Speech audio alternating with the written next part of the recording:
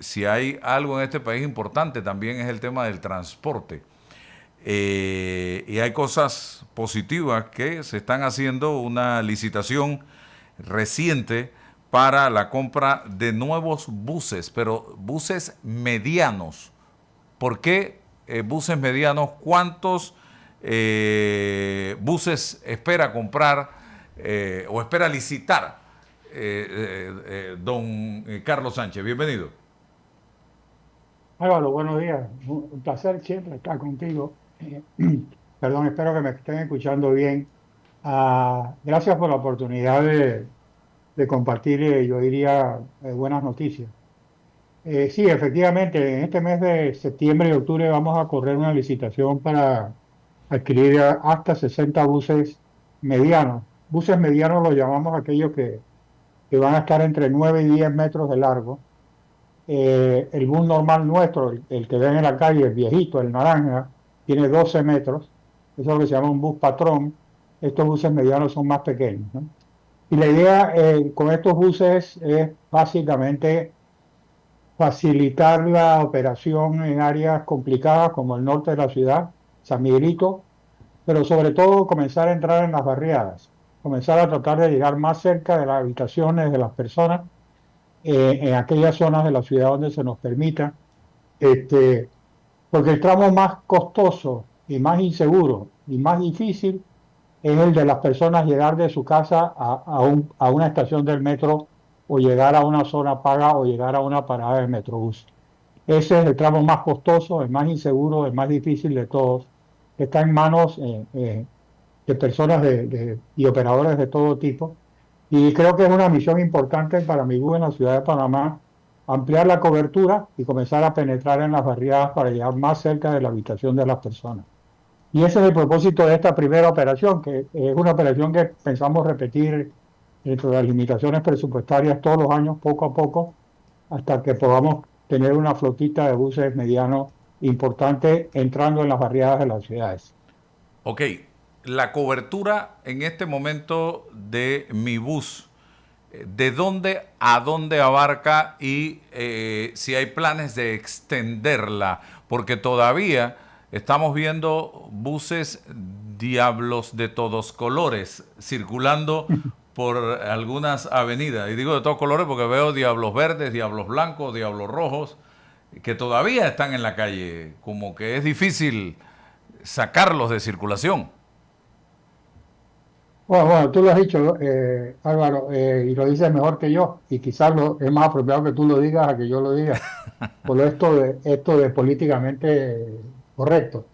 Eh, la realidad es que existen operadores formales e informales. No toda la ciudad, el ámbito de acción del contrato de concesión de mi bus es el distrito de Panamá y San Miguelito, pero no todas las zonas del distrito fueron limpiadas, por decirlo de alguna manera, de operadores privados o no gubernamentales o no los operadores que estaban previstos en la concesión. Y eso ha quedado ahí. Mi bus va a cumplir 15 años ahora en diciembre y todavía tenemos rutas que son atendidas por personas cuya servicio debió haber pasado a estas alturas ya a la operación de mi bus. Nosotros no pretendemos sacarlos, ni mucho menos. Lo que queremos es un espacio de competencia y poder que el cliente decida qué servicio quiere, porque sí siento que mi bus tiene un mandato de acercarse lo más posible a las residencias de las personas para transferir el beneficio de una operación segura y confiable y barata en realidad para las personas en su residencia. Eh, San Miguelito y Panamá. ¿Panamá hasta dónde, don Carlos? En Panamá estamos llegando, lo más lejos que estamos llegando en este momento en Panamá es a un lugar, a una zona, un barrio que se llama Puerto Madero, un poquito más allá de la entrada de Pacora. Eh, Hasta ahí llegamos. La operación final grande es en la última estación del metro, en la línea 2. Nos Tocumen, ahí hay un entronque y hay una facilidad de intercambio. Pero hasta ahí estamos llegando. Nos Oh, están pidiendo entrar a Las Garzas, nos están pidiendo entrar a todas esas barriadas que se han ido creando en el este de la ciudad. Eh, pero bueno, hacia allá vamos una vez que tengamos equipos, ¿no? El problema es que estas barriadas, entre más alejadas estén, la infraestructura es muy complicada. Son calles a veces muy pequeñas, muy limitadas, de poca fortaleza y donde metemos un animal de estos de 20 toneladas en una de estas calles de barriada, lo que hacemos es dañar totalmente las calles de la barriada. Por eso es muy importante comenzar a crear una flota más liviana, más pequeña. Ujú. Yo quería preguntarle también, ¿todavía hay en la calle buses de los que arrancaron este proyecto hace 15 años? Sí, mira, los tomas, los famosos tomas escolares son prehistóricos, es decir, esos no mueren, esos son reinventados y refabricados, tienen esa bondad y los hay. Muchos de ellos ya se han desplazado hacia Colón, Chorrera, hacia el oeste de los que estaban aquí en la ciudad. Pero también hubo muchos que fueron comprados y que están depositados por allá por Veracruz en unos patios enormes. Eh, pero ese bus parece que se resiste a morirse, ¿no? No, yo me refiero a los de ustedes, los que comenzaron Ah, con ustedes. todavía sí, tenemos como 50 buses que ya tienen 1 millón de kilómetros. ¡Wow! eh, pero el tema, la diferencia es que si tú ves los buses estructuralmente, mecánicamente están operando, porque han sido sometidos a unos programas de mantenimiento preventivo muy importantes. Hemos abierto algunos motores de esos buses de 1 millón de kilómetros y el fabricante, que es Volvo, no, lo ha abierto, nos ha dicho, este motor está intacto todavía, puede seguir, y le cambio de aceite, le hago unos pequeños ajustes y puede correr 500.000 kilómetros más. Y eso es la magia del mantenimiento preventivo. Eh, Sin mantenimiento preventivo y sin un mantenimiento correctivo apropiado con piezas originales, por llamarlo de alguna manera, eh, ha permitido que esos buses estén donde estén en este momento, ¿no? La, Donde hay mucha más debilidad en el tema del aire acondicionado. Eso iba a preguntar que eh, el sistema de enfriamiento, que ha sido un sí, no, problema. los buses naranjas sufrieron de un mal diseño del aire acondicionado. El aire acondicionado que vino de esos buses no tenía la capacidad, nunca la tuvo de poder enfriar el bus en condiciones adecuadas. Y usted sabe que si un aire acondicionado uno lo usa con falta de capacidad, sufre muchísimo durante la operación, además de que no enfría el bus. Entonces, los nuevos buses, los azules que vieron, en esos sobredimensionamos el aire acondicionado y eso no nos han dado ningún problema.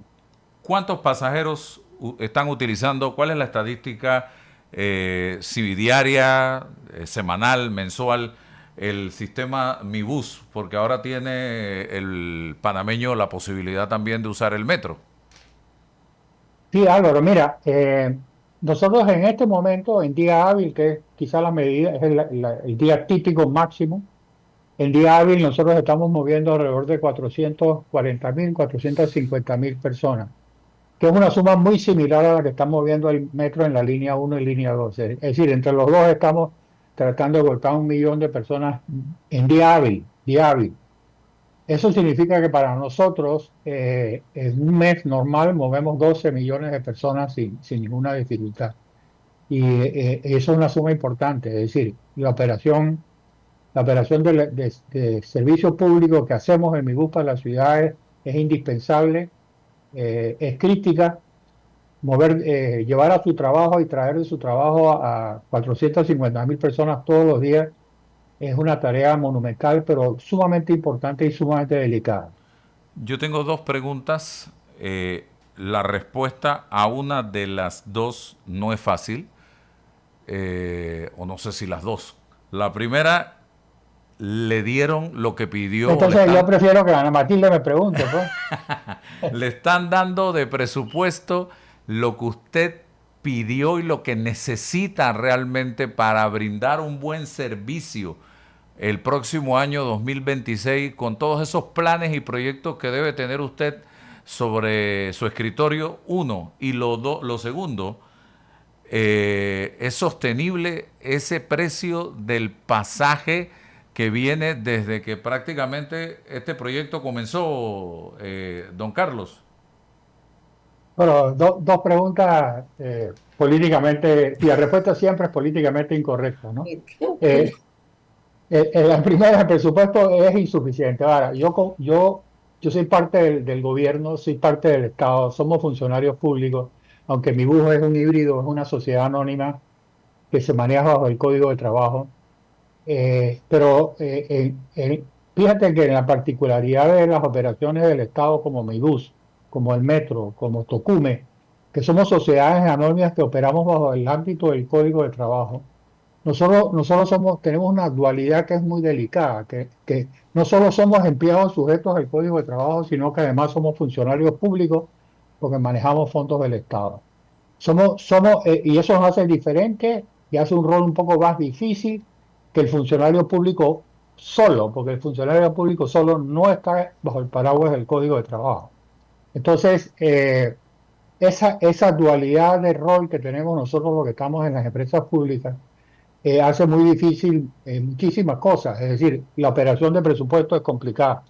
Con la situación financiera que tiene el Estado, obviamente, y me refiero al presupuesto de funcionamiento, no al de inversión. En el presupuesto de funcionamiento lo advertí desde el primer día. A mí lo que me habían asignado para combustible nada más me llegaba para el 30 de junio de este año. Y me llegó hasta el 30 de junio de ese año, porque el consumo de combustible es esto. Es decir, en este momento hay un traslado de cerca de $3 millones en trámite aprobado, que ya está en la Comisión de Presupuesto de la Asamblea, para cubrir el resto del segundo semestre, que se quedó corto. Esos $30 millones en funcionamiento son repuestos, combustible, todo el tema de comunicaciones, ancho de banda, el peaje de los corredores. Mi bus es el usuario más grande de los corredores del país o de la ciudad. Nosotros, a ver, nosotros le pagamos en peaje, en teoría, casi $3 millones al año a los corredores, pues somos el mayor usuario de los corredores de la ciudad. Entonces, esas cuentas que cada vez que uno mueve un kilómetro un bus, o pasa por peaje, o gasta combustible, o hay que darle mantenimiento y hay que cambiarle los repuestos, todo eso me hizo falta $30 millones. Y con la asignación del año 26, me redujeron el presupuesto de funcionamiento y me van a hacer falta $45 millones el año que viene. Pero esas cosas, las expectativas son resolverlas sobre la marcha en el segundo semestre, con tal de que podamos arrancar la operación y mantenerla. Todo el mundo sabe que va a ser insuficiente. Ahora hay un llanto generalizado de que a nadie le alcanza la plata para el año que viene. Pero es la realidad que tiene Es realidad, eso le iba a decir. es la realidad que vive el gobierno. Tenemos que comenzar a ajustarnos. Ahora, es un tema de prioridades, es decir, es un tema hasta dónde yo puedo poner en riesgo el servicio público de estas 430.000 personas porque algún día no me despachen el combustible porque tengo 6 meses que no lo pago, por ejemplo. Entonces, esas son las cosas. O tengo que, como pasó con los buses que yo encontré parados porque no había plata para pagar repuestos. Había un tranque con un problema de repuestos, pero independientemente de eso, no había plata para el repuesto, no se repararon, los buses comenzaron a quedar parados y cuando llegamos había nada más 480 buses andando, un tercio de la flota. El servicio era malísimo, no podían atenderlo y iba en camino a desaparecer y quedar en manos de los otros operadores.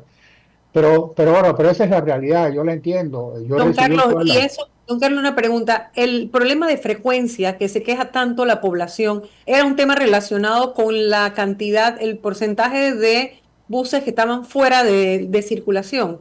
Por supuesto, mire, la frecuencia que a su vez se traduce en el intervalo de tiempo entre que pasa un bus y pasa el siguiente bus de la ruta que uno quiere. Entre más frecuencia el intervalo es más corto, quiere decir que yo tengo que esperar menos si la frecuencia es más alta. Pero para poder yo dar una frecuencia más alta, yo necesito o eliminar los tranques de la ciudad, o subirle la velocidad de operación a los buses, que es un poco lo mismo, o tener más buses y tener más choferes. Entonces, sin esas cosas no se puede hacer una mejor oferta de frecuencia que a su vez se reduce en menor tiempo de espera. Es decir, no hay forma de producir más frecuencia. Con los mismos buses no hay forma a menos que se destranque la ciudad. Y muchos de esos buses ya se lograron reincorporar a la flota. Sí, claro, afortunadamente el último semestre del año pasado logramos rescatar, doblar la cantidad de buses que estaba parado, logramos rescatar Porque 500 es que la buses. idea, la aspiración de una ciudad sana es que no todo el mundo tenga que ir a comprarse su carro, y mucho menos cuando las posibilidades de vivienda están en las periferias, porque la gente entre más lejos vive, más se empobrece. Y parece Claro, una contradicción, pero es así. Gastas más zapatos, gastas más tiempo y gastas más plata. Y eso es lo que no tiene el que es más pobre. Y ese es el que está condenado a vivir más lejos, porque y el, ya... co- y el costo de transporte de esas personas que están más alejadas es más caro y más inseguro y Total. menos confiable que el transporte público que se está ofreciendo. Y se empata con lo de la salud, porque entonces, y la educación, porque entonces estás más expuesto también a cualquier tema de contaminación, etcétera. Pero la idea es que haya suficientes buses para que la gente ni vaya sin nada, ni la gente, y la gente pueda esperar el siguiente. No, quédate tranquilo, no te montes ahí a ver que viene el siguiente bus en tanto tiempo. Así que eso en realidad es un tema como todo integrado, es que es un todo, es un Correcto. sistema. Y yo sigo viendo que cada funcionario va por su cuenta porque no hay como este plan general, esta visión, esta planificación de si el metro crece aquí, tiene que crecer mi bus, y si crece mi bus, tiene que haber también taxis, tiene que haber un servicio de la gente que alimente esas rutas para llegar. O sea, es como un todo, es un sistema definitivamente, y que uno ve Así que no hay es, coordinación. así es, Ana Matilde. La movilidad en la ciudad es un ecosistema que tiene varios actores y que tienen que actuar juntos y en la misma dirección. Y ese es uno de los temas que hay que aprender a manejar. La movilidad dentro de la ciudad, que no solo es transporte de buses o trenes, es todo, taxi, a pies, aceras, bicicletas, todo eso es parte del... Eso hay que comenzar a manejarlo de una manera integral. Es decir, tenemos que juntarnos todos los que tenemos que ver con la Con movilidad la vialidad, comenzar- la y movilidad. comenzar a trabajar agarrados de la mano todos en la misma dirección. Así mismo. Don Carlos, en el 2022 se hablaba de que sin subsidio estatal el usuario del sistema del Metrobús debería pagar 80 centavos en las rutas troncales y unos 74 en los corredores. El pasaje del usuario en ese entonces es apenas un 34% de la tarifa técnica que requiere la empresa Mibus para operar el sistema. El 66% restante es el subsidio que otorga el Estado a través de la Autoridad de Tránsito y Transporte Terrestre. ¿Esto sigue siendo así? Sí, lo que tú mencionaste es la tarifa técnica. A ver, algo de docencia. Las ciudades modernas, todas, hay varios supuestos. Uno, el primer supuesto, no conozco yo ninguna ciudad en que la movilización en transporte público sea relativamente de buena calidad, en que no haya un estándar de subsidio en la Claro, operación. No hay forma de hacerlo. claro. El nivel de subsidio es mayor o menor dependiendo de las ciudades. Eh, Típicamente el nivel de subsidio debería andar half and half, 50% y 50%. Por ejemplo, en los Estados Unidos los niveles de subsidio andan por el 70-80%. En algunas ciudades de Europa el nivel de subsidio anda por 30-40%, pero en la mayoría y en Asia rondan, la única operación que se paga así sola, y es un poco por el volumen de operación que tiene, es la ciudad de Hong Kong, donde ella no necesita subsidio y tiene ingresos no solo de pasajeros, sino de otro tipo de actividades que le permiten mantener el tema. Pero aún así, esas ciudades, como el metro en Hong Kong y esto, necesita apoyo gubernamental para las líneas, es decir, para seguir creciendo, para adquirir activos. De manera que siempre tiene que haber una participación de la ciudad o del Estado en el apoyo de la gestión, porque es así. Ahora, ¿por qué el transporte público es importante? Porque sin transporte público la ciudad no se mueve, se tranca, Claro. no Se da vida. funciona. ¿Cuánto de, La gente no puede ir a trabajar de una manera clara. Es decir, nosotros somos una herramienta de desarrollo económico de la ciudad. Sin un transporte público eficiente, la ciudad no funciona. Pero yo creo que es Este, importante decirle a la gente de frente. Por ejemplo, el tanquecito de gas, si uno tuviera que ir a comprarlo a la tienda sin subsidio, nos costaría por encima de los $15. Así de sencillo. Yo creo que eso la gente debe saberlo. y el Estado está financiando o subsidiando cerca de $10.50. En el Metrobús, ¿cuánto es el costo si el Estado no aportara ni un centavo de subsidio? ¿Cuánto sería el costo? Hoy en día está como en 90 centavos la tarifa técnica, que es una tarifa técnica que requiere revisión porque tiene ya 4 o 5 años de haber sido actualizada. Pero volvamos al principio básico. Yo creo que la tarifa de troncal, que es 25 centavos, el famoso Cuara, va a cumplir 25 años. El transporte público tiene 25 años, está pagando un Cuara. ¿Qué otras cosas se han movido a la par de eso? Y nosotros decimos, yo tengo cifras y tengo análisis de mover, comparar el Cuara, el transporte público, con otras cosas: arroz, cerveza, Coca-Cola, McDonald's, todo lo que más, y lo muevo a 25 años después. Y lo único que no ha subido es el Cuara. Lo único que no ha subido es el Cuara. Y si yo tuviera que llevarlo y a un nivel equivalente, estaríamos hablando de un valor entre 40, 42, 44 centavos.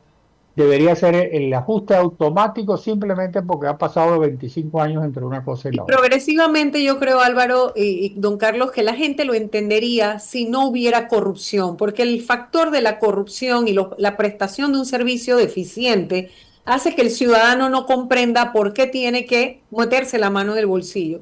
Y hemos tenido gobiernos tras gobiernos que fallan en ese tema de las políticas públicas y de explicar los subsidios, porque también un subsidio, por ejemplo, el que Álvaro menciona, que es también muy simbólico, muy emblemático, el del tanquecito del gas, y aquí el doctor Sánchez, que se ha quedado acompañándonos, lo sabe, fue un tema de salud también. Había una población, las mujeres tenían una incidencia alta, había un cáncer de pulmón por el tema de la cocina con fogón y con leña.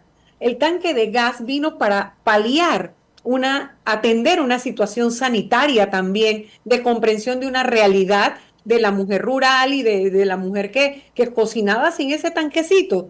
Pero la idea era, había que plagar el país de las estufas, del gas, de otras cosas que pudieran suplir esa forma de cocinar. Bueno, asimismo todos los subsidios, en la medida, hay algunos que nunca se van a poder superar. Yo no conozco país del mundo donde no haya transporte público que no sea subsidiado, transporte de personas. Es decir, no hay un tren, por ejemplo, que no sea de pasajeros, que no sea subsidiado. La carga siempre compensa parte, porque no son las personas.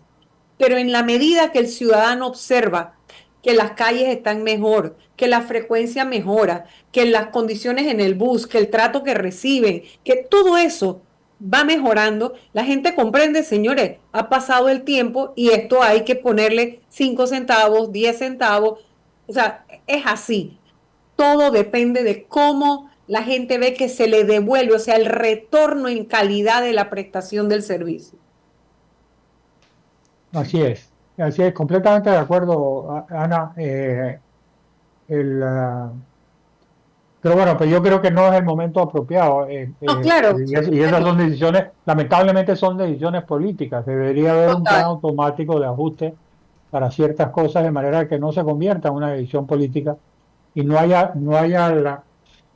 esa barrera que es el tomar un castigo político por tomar una decisión de aumento de precios. Y también, don Carlos, porque debe haber participación ciudadana, es decir, tiene que ir por delante la mejora se lleva a un referéndum, la población es consultada y luego se dice, mire, y no se hace inmediatamente, se le avisa como hacen en otros países desarrollados. Señores, dentro de 5 años les vamos a hacer estas mejoras y al año 5º o al año 10º tiene que venir un aumento que compensa o que ayuda a compensar que usted va a tener esta ruta, este asiento, esta infraestructura, etcétera, etcétera. O sea, es así como se debe hacer. Porque la decisión no debe ser política de choque para que entonces o la quitan o la ponen dependiendo de cómo le van las encuestas o cómo va a ir o cómo le va a ir en las elecciones siguientes. O sea, es un poquito... Así mismo, pero bueno, estas decisiones. Este camino hay que hacerlo poco a poco. Creo que no estamos en condiciones de pedirle a las personas un ajuste de salario, de tarifa en este momento. Lo que sí hay que hacer una visión, como sugieres tú y Álvaro, de cuál es lo que va a pasar en los próximos 3 años, porque es insostenible esta situación, ¿no? Entonces, si hay una hoja de ruta que lo vaya marcando y las cosas van mejorando y se producen los resultados, como es mi propósito, fíjense que yo me enfoqué en aumentar la frecuencia, primero rescatar los buses, toda la plata fue dirigida a rescatar buses y estamos en eso todavía. Tenemos que rescatar alrededor de 200 buses más para poder subir la calidad del servicio y la frecuencia. Pero cada vez que yo agrego un bus a la flota que estoy operando, ese bus jala repuestos de mantenimiento, jala 2,5 choferes para poder mantenerlo andando y jala combustible. Y entonces en las limitaciones presupuestarias, esos son temas que pareciera que hubiera una presión a no gastar en vez de gastar en un servicio de mejor calidad, ¿no? Omar Torrijos habló de no te dejes quitar el machete. Ese no es un tema que tenga que ver con usted, don Carlos Sánchez Fábrega. No, no, Era yo más no que soy, yo nada no, para la época de los transportistas. Pero la ley 14, tengo entendido, eso sí tiene que ver con ustedes, creo, la que rige el transporte. Me dice alguien aquí, eh, habla de actualizar cada 5 años el precio del pasaje. ¿Eso es así, señor Sánchez Fábrega? no, que yo conozca, no hay en ninguna ley un mecanismo automático de ajuste de tarifa. Mm. Lo fija la ATT, la ATT es la responsable de fijar la tarifa. Eh, pero en este caso, fíjense que el horizonte es relativamente interesante. Dentro de un par de años viene la línea 3 y entra en el sistema. Nosotros el año que viene vamos a meter unos buses eléctricos que le cuestan al país muchísimo más y suben la calidad del equipo que estamos usando. Eh, Todas esas cosas ayudan a que deberíamos ir configurando un escenario en que el costo de la operación sea estandarizado y además lo ideal sería que hubiese una tarifa integral por todos los servicios de transporte en la ciudad. Eh, y ese debería ser la ruta, es decir, en vez de decir un cuadra para Troncal y otro, sino que la persona pague por todo el servicio de la ciudad y use el sistema multimodal que le convenga. Eso es lo que también ha tenido éxito en estos procesos de integrar los sistemas de movilidad, una sola tarifa y la persona escoge el medio en que se mueve y trabajamos todos de la mano en esta dirección. El, uh, el otro sistema, Álvaro y Ana Matilde y el resto de los amigos que están ahí, es la ciudad. Nosotros tenemos que destrancar la ciudad. No solo por lo que le cuesta a mi bus, es porque le cuesta a cada una de las personas que se está tratando de mover en la ciudad. Nosotros bajamos el tranque y no tienen idea del ahorro que se produce en tiempo y en energía y en combustible y en salud de las personas que nos movemos en la ciudad de Panamá.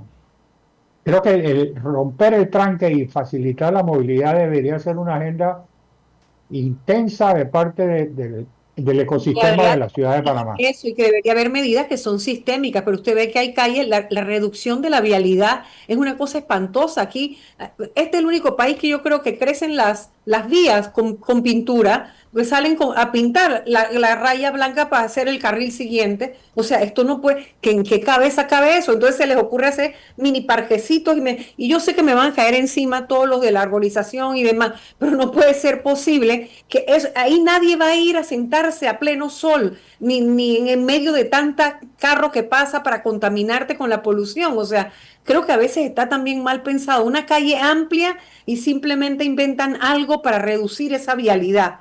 Eso hay que corregirlo, pero tiene que haber como tiene que haber como esta planificación que tiene que existir de a estas personas que están aquí arriba viendo el país a 20 años, a 25 años, hacia dónde vamos. Lo que hacemos hoy, que cuesta dinero hoy, va a afectar lo que queremos lograr mañana. Entonces, eso hay que como que repensar todas esas decisiones, porque de verdad que a veces uno dice, pero ¿cómo si aquí pasábamos bien? Ahora hay un embudo aquí.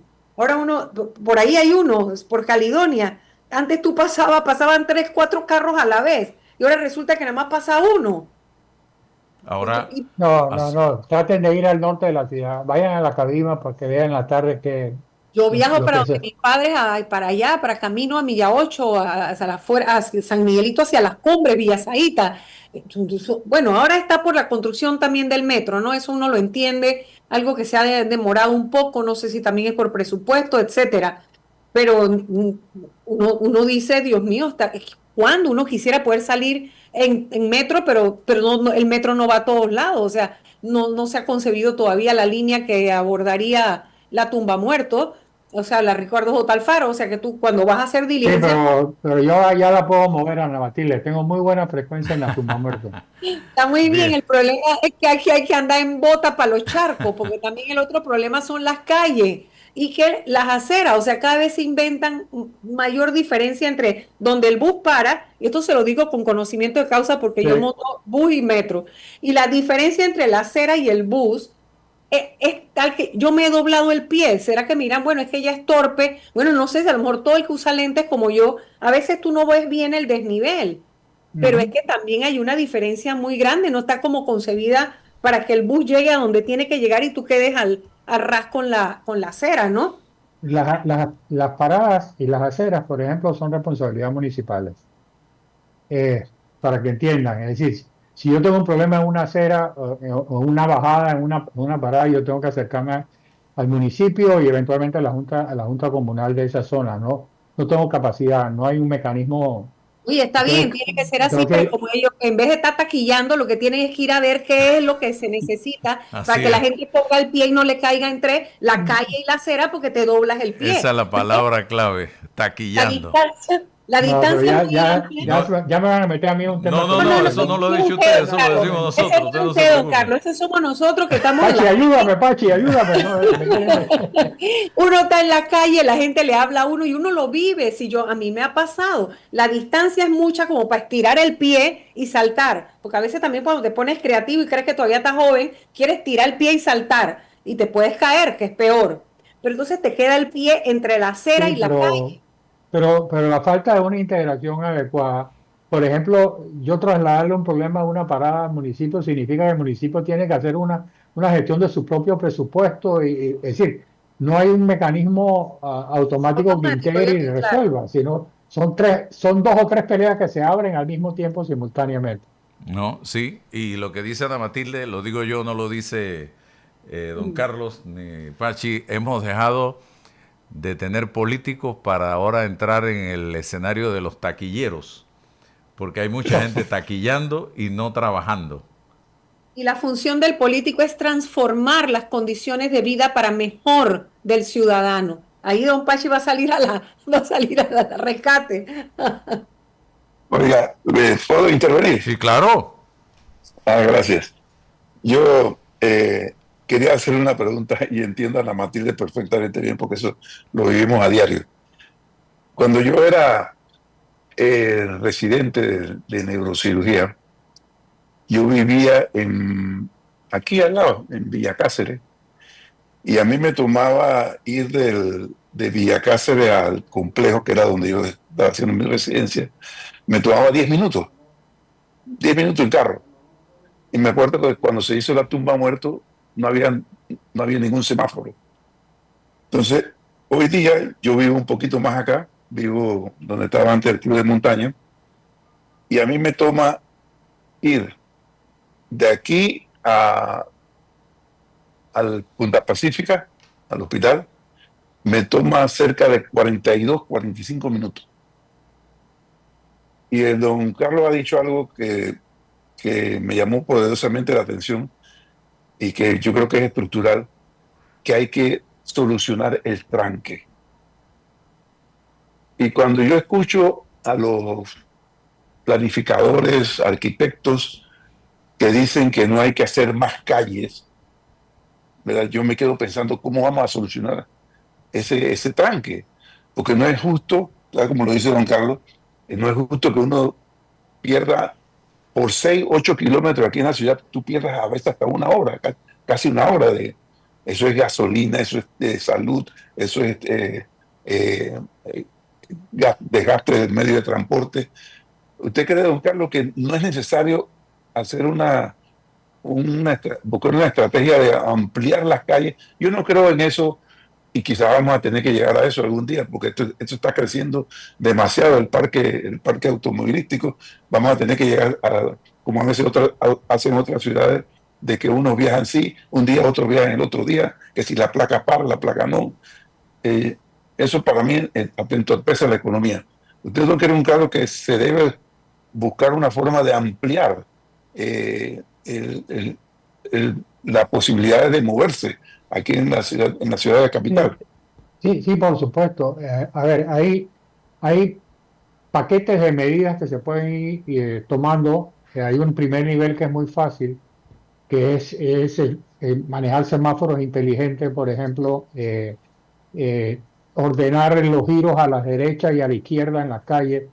Es decir, cada vez que hay un semáforo que hace un giro a la izquierda en una avenida de alta velocidad, lo que hace es entorpecer el flujo, ¿no? Entonces debería haber una estrategia que diga en determinados momentos del día no hay giros a la izquierda, no hay nada, todo va dirigido en una dirección y vamos mejorando lo que hay es que mejorar la velocidad de movilidad en la ciudad.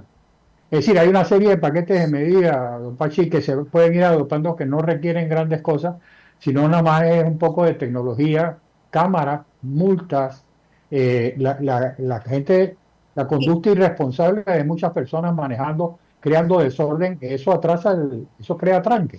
Porque Es no hay decir, educación vial, porque no hay educación vial. Wow. entonces hay una serie de cámaras de medidas que se pueden ir tomando poco a poco hasta llegar a momentos donde hay que resolver nudos gordianos, como por ejemplo en la Avenida de la Plaza, en la Fernández de Córdoba, en la transísmica, eso de ahí. Sí. Eso es un punto. Pero ahí hay que hacer una intervención de infraestructura grande, profunda, que yo entiendo que ya está siendo programada en el MOP para poder hacer una intervención que permita resolver ese nudo. Y La que tumbamuerto También es un Ricardo dolor de J. cabeza. Alfaro, usted Sí. sabe cómo paran ahí. Mire qué cosa más absurda, pero necesaria. Yo entiendo, ¿no? Hay un centro comercial grande, hay un semáforo y inmediatamente que te ponen la luz verde te para el policía ni a 100 metros porque va a cruzar la gente. ¿Cómo es que a ese centro comercial no se le incentiva para que ellos saben que todo el que cruza ahí va a consumir en ese centro, hagan un paso peatonal? ¿Cómo es posible que se tenga que, en la tumba muerto, en el No, de Dorado? acuerdo, pero a la gente Dorado. no le gustan los pasos peatonales. La No gente no importa, le pero hay que gusta. facilitarlo y tiene que Las existir. tendencias modernas es dar paso a nivel. Pero eso se arregla con tecnología, con semáforos inteligentes interconectados que creen flujos. Es Yo decir, aquí todavía no conozco los inteligentes en este país, por lo menos. aquí hubo No medio llegaron, aquí llegaron inteligentes, todos los que reprobaron. A este país instalaron todos los que reprobaron. pero a ver, lo que trato de decir es que yo creo que hay que traer primero un poco de sentido común, diseñar unos planes de tránsito, traer tecnología, cámaras, semáforos, centros de control de semáforos y comenzar a resolver y después comenzar a planear infraestructuras concretas en puntos delicados de intercambio como el que mencioné, por ejemplo. La vía Israel es un lío por la tarde, la tumba muertos es un lío, es decir, ahí Costa del debería Este, 2 líos. permanentemente debe haber equipos o de la Policía de Tránsito o de la ATT a lo largo de todo el día, ayudando a que la tumba muertos y la Israel fluyan sin ninguna dificultad. Bueno, yo creo que tenemos que hacer, Ana Matilde, otro programa para dedicarlo a las motocicletas. Yo cada mañana que salgo de mi casa me persigno Totalmente. porque yo no sé en qué momento debajo de mi carro, ni Dios quiera, va a quedar un motorizado porque no se ven. No se ven, se te meten por el punto ciego, por la derecha, por la izquierda, por debajo, por arriba. Sí, Álvaro, por favor, trae aquí al del tránsito. De verdad que sí, este tema de los motorizados es una locura. Sí, sí, Una sí. locura. No hay quien les ponga orden, eso no puede ser. Anoche casi le pego a uno porque se me metió así de repente y no lo vi. Por la derecha, tú Sí. vas a doblar a la derecha, y tú te abres un poquito para doblar y ellos te salen por ahí. Ahí. Y encima te quieren gritar, Ah, y encima sí. te quieren insultar. Exacto. Y Bueno. en todos los semáforos pasan por dentro de las dos líneas, de los dos carriles. Entre los dos, exacto. Golpeándote y te golpean el retrovisor con la caja esa y allá va. Así Tú es. no te vas a bajar a corretearlo. Ese es un tema para tocarlo, pero con todo el tiempo del mundo. Gracias, don Carlos.